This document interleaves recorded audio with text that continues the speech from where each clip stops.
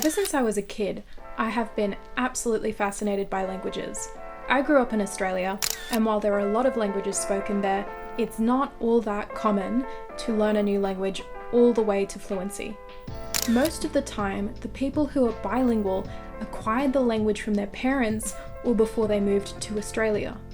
Everyone else who speaks a language besides English in Australia probably worked quite hard in university or spent time abroad.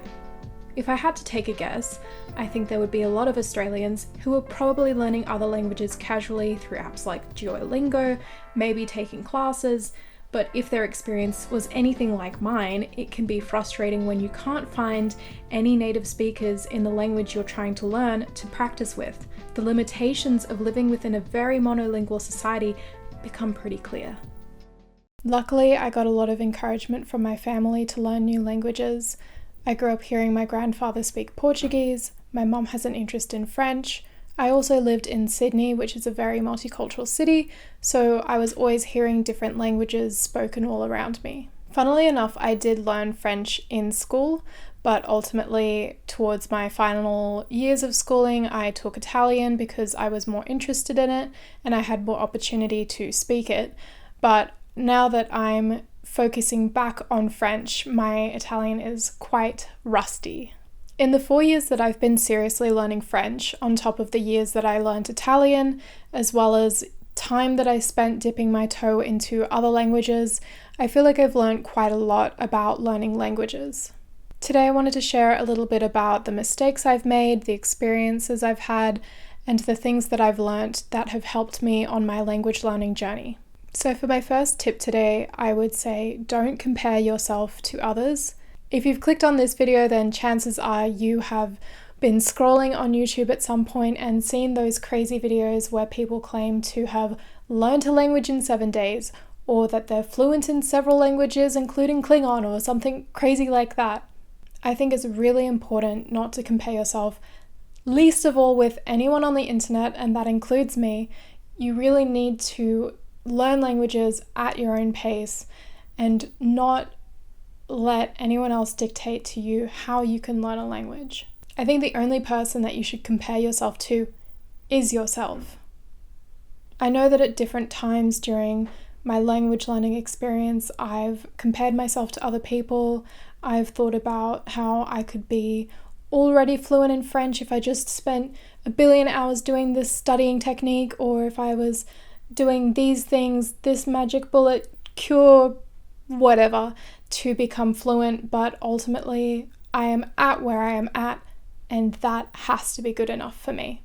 I'm pushing myself, but I'm not doing it because I want to be where someone else is. I'm doing it because I want to be better than I was yesterday. And I think that's a good starting point from where you can build confidence in language learning. Tip number 2 for today is setting goals. But more importantly, I wanted to underscore the fact that reviewing goals is really important. Setting goals is great, but more importantly, I think you need to go back and review them. For me, I use Notion, and I have it very clearly marked what my goal is, when I need to achieve it by, and then the details. And once that comes and goes, whether I met the goal or I didn't, I take the time to write a reflection. People often talk about this feeling of emptiness, or maybe a feeling of now what after they reach a goal. And I think this is the really crucial part where you need to review the goal and then keep building goals off of what you've learned, whether you feel you were successful with a goal or whether you felt like it was a bit of a failure. It's important to use these learnings to make the next part of your journey as efficient and effective as possible.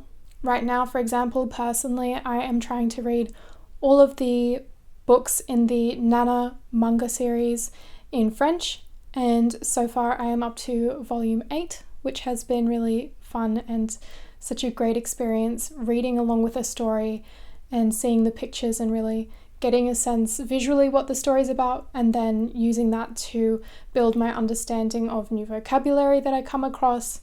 Tip number 3 is to track your study hours. So I'm quite new to this tip myself.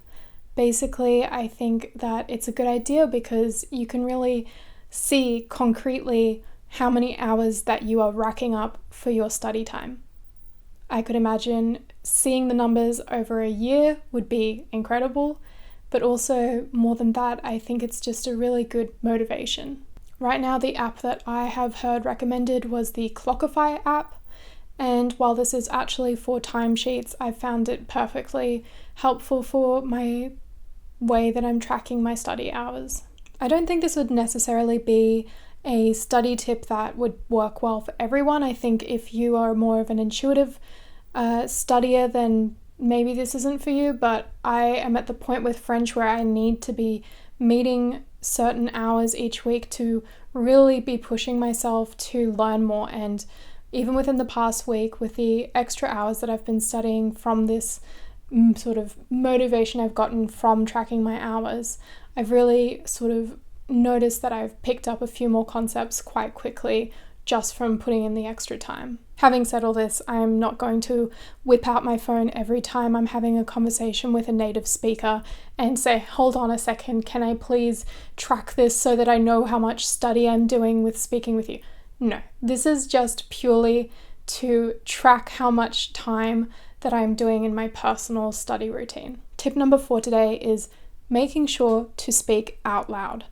In 2017, a study showed that listening to yourself can improve your memory. This could be speaking out loud, or it could be just quietly reading along while you're studying.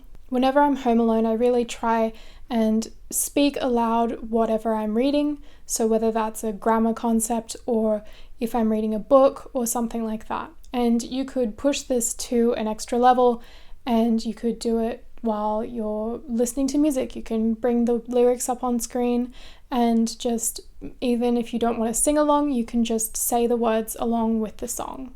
You may have heard of the shadowing technique when it comes to languages, and basically it's the same principle.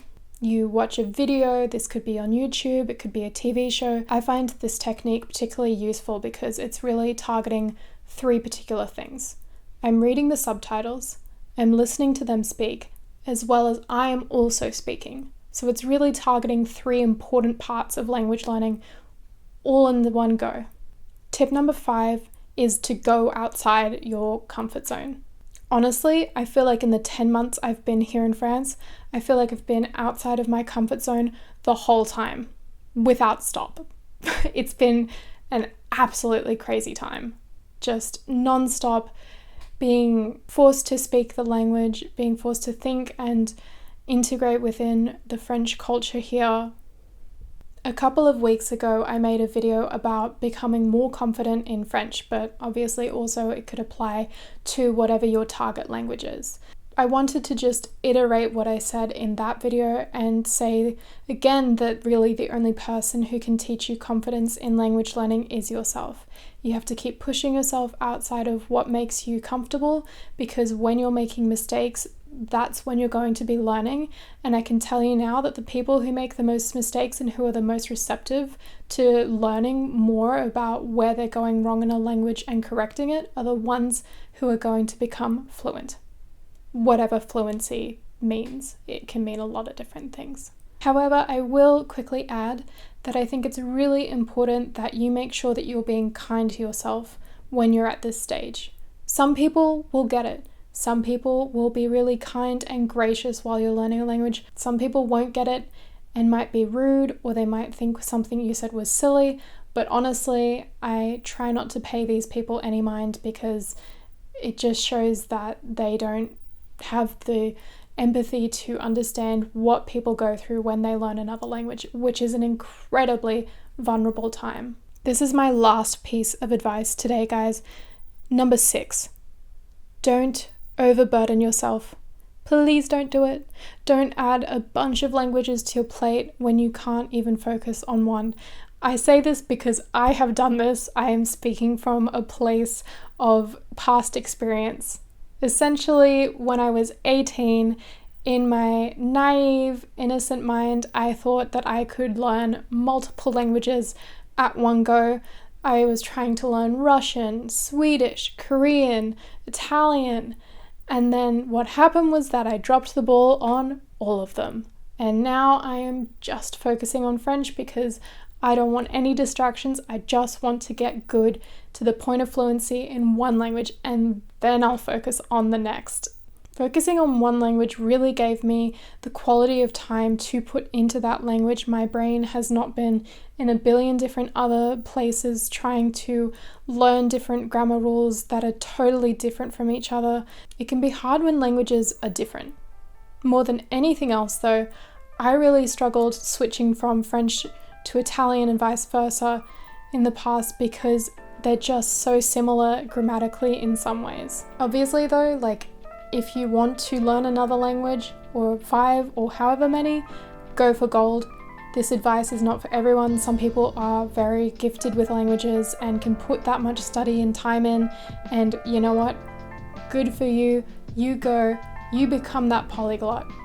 But if you're like me and you only have so many hours in a day and you're not even sometimes putting them into your one focused target language, then adding another language to that mix is not a great idea. So these are my top tips for language learning.